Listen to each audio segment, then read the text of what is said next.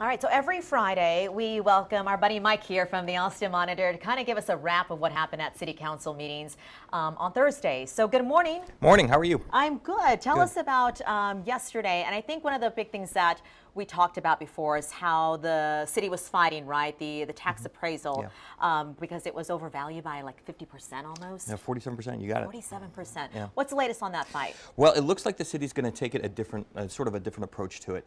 The plan was to challenge, and you know, the first step was to share information with the Travis County Appraisal District, information they wouldn't have had access to otherwise.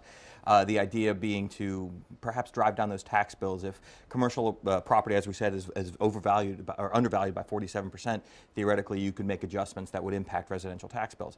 However, after Mayor Adler made an announcement yesterday on the dais that suggested that they were moving in a slightly different direction, it seems like the Travis County Taxing Authority, the appraiser, will be able to certify the tax rolls. This means that there is probably the lead here is that no impact, I don't think, on tax bills this year. I think it's going to be difficult for them to do it. They need to certify the tax rolls so everybody, all of the little entities around, Cedar Park, Round Rock, can set their budgets, set their tax rates.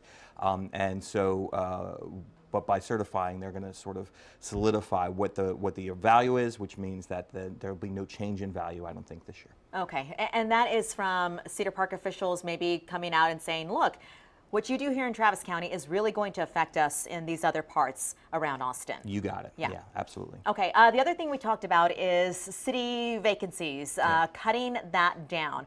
What happened there last night? So we started with $8.4 million in savings from Ellen Troxclair, Councilmember Troxclair, suggested there might be as many as $8.4 million out there in savings, right? Big number. What ended up happening is after whittling it down, realizing that the majority of those positions were actually fire positions that were waiting for cadets to fill. We ended up cutting 2.3 positions, which is going to save the city about $216,000. Big number if you're not a $3 billion entity, but the city is a $3 billion entity. Right. And in the long run, it's not that much. We'll also remind viewers that council's been down this road before. In 2013, Councilmember Mike Martinez really went through the budget with a fine-tooth comb, looking for vacant positions after there had been some allegation that management was using those vacant positions to sort of hide cash. And what they did then, they found 19 positions that saved the city $1.6 million, something like that. So I think by the time that Councilmember Troxclair got into it, there was not very much left to cut. And I think one thing that folks are seeing now, and this is a clear manifestation of it, is a lack of institutional memory in the city's infrastructure. They're not remembering what's happened before, perhaps.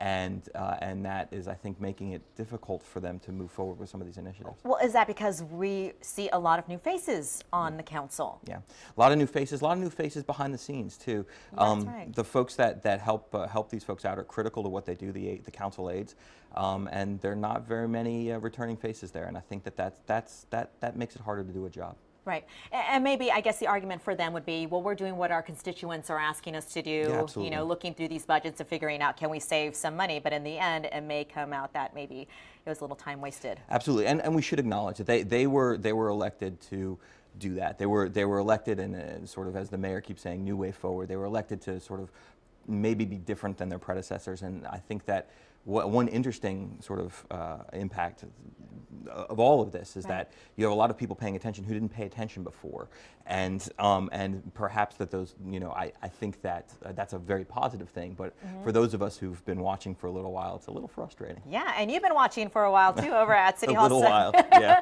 We appreciate you, Mike, every Friday. Thanks so much for having me. All right, stay dry out there. I'll try. Okay.